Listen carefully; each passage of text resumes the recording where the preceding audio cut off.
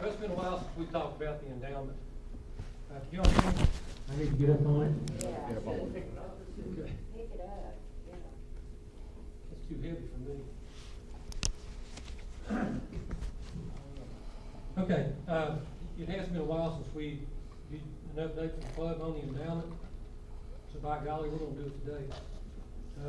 It's been more than a year, actually.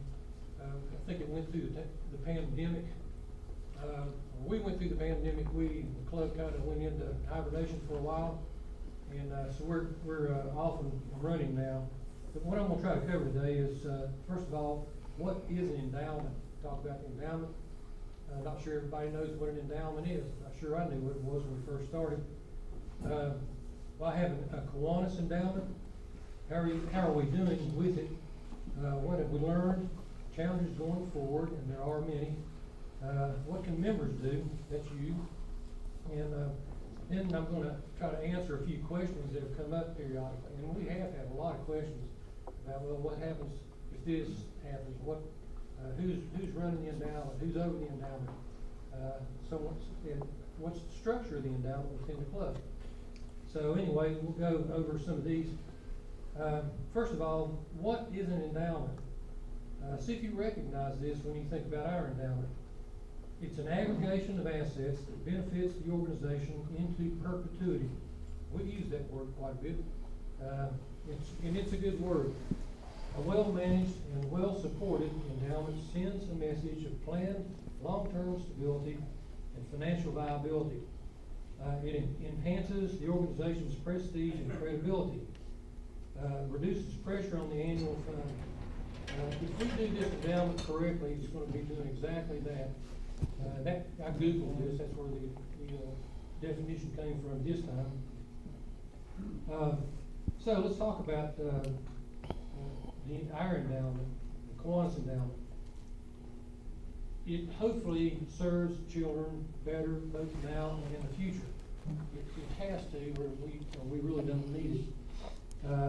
But to draw an analogy between, say, our club and people out in the workforce, you've generally got three kinds of people out in the workforce. First of all, it's spend it all. My paycheck hits my bank account, boom, it's gone. And the next one and the next one. That's how I live. That's how I want to live. Hopefully, when you get to the end of your career, you will croak on the day that you retire. It's not in regard to those around you, which you probably should be. The next one, I hope nobody in here is this type, but you hoard it all. You don't spend any money. You pile it up throughout your entire life, and you're basically hoarding it. And I know those people. They're happy, I guess. Glad they're happy. I would not be happy being that way. Then the third one is balance for the long term. And most of us, I hope, we make money, we set some aside for the future. And then when we retire, there's money there.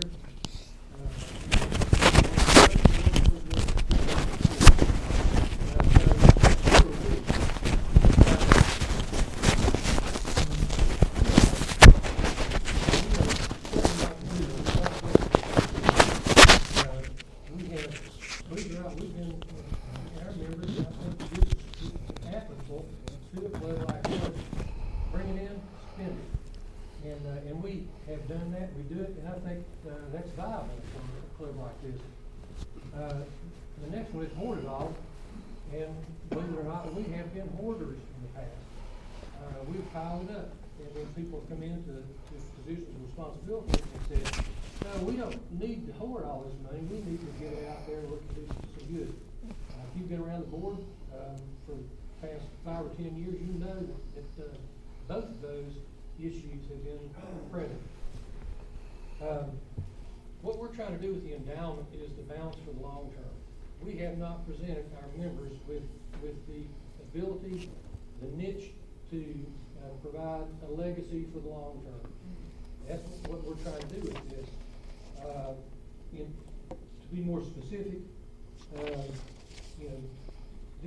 these are very important to some people, leaving a legacy, gifts that go into perpetuity. I want my money.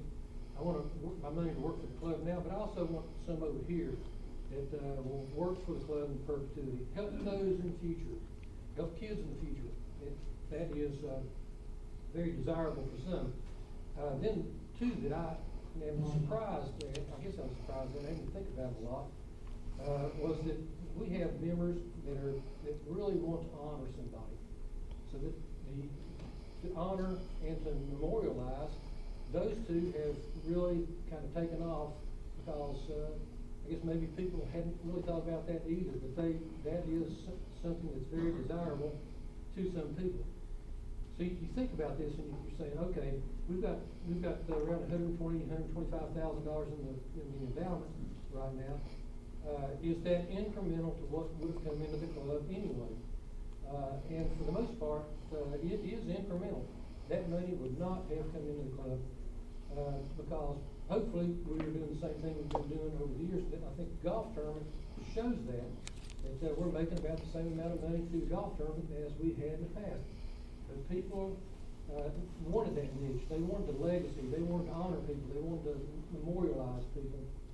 And so that is a big reason that the endowment has grown to the extent that it has.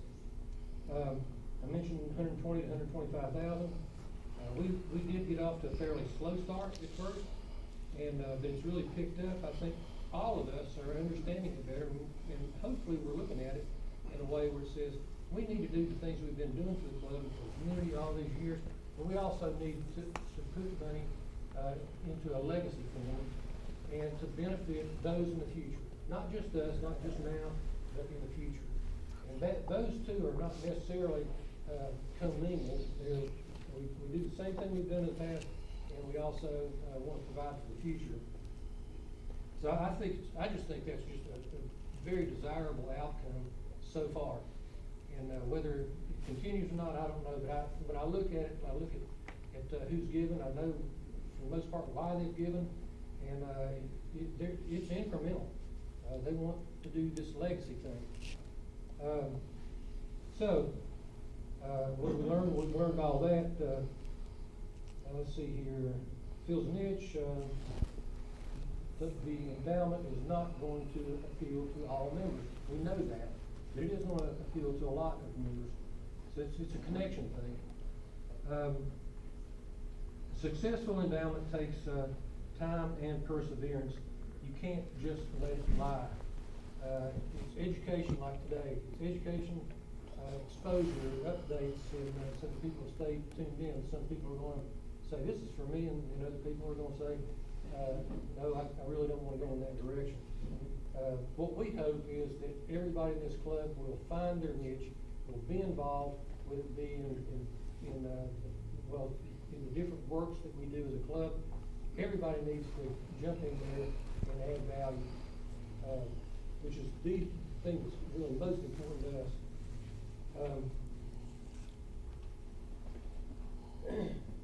Dave, can you take a couple questions if the members have some? I've got some questions I was going to answer, but I can take those. Maybe this helps to okay, go ahead. Because they've already asked these questions. Okay. We need to wind it down real fast. Yes. Okay, the difference between an endowment and the foundation.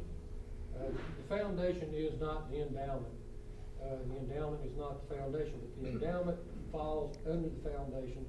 Our golf tournament falls under the foundation. So you've got two groups, two efforts that are going to the end of the foundation. Do we have a policy? Yes, we have a policy. Who has overall responsibility for the endowment? Some people think it's the endowment committee. It is not. It's the board of directors. And so if you think we're calling all the shots, you're wrong. But the board is going to be getting more involved in the endowment as the endowment gets bigger. What would happen if the endowment had to be liquidated?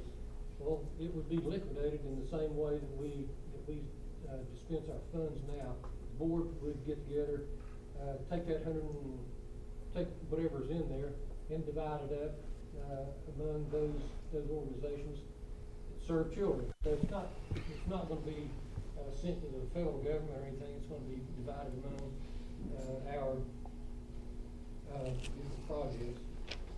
To invest in endowment assets, Jeff Bedford does, along with me. We're gonna be widening that soon, because the endowment's getting bigger. We just need, and want more oversight. Where can the money can be transferred, and who makes that decision? Money can only go to the foundation. We don't make, and the board's not gonna make specific decisions on where that money goes, but it can be transferred to the foundation, and the board would oversee that.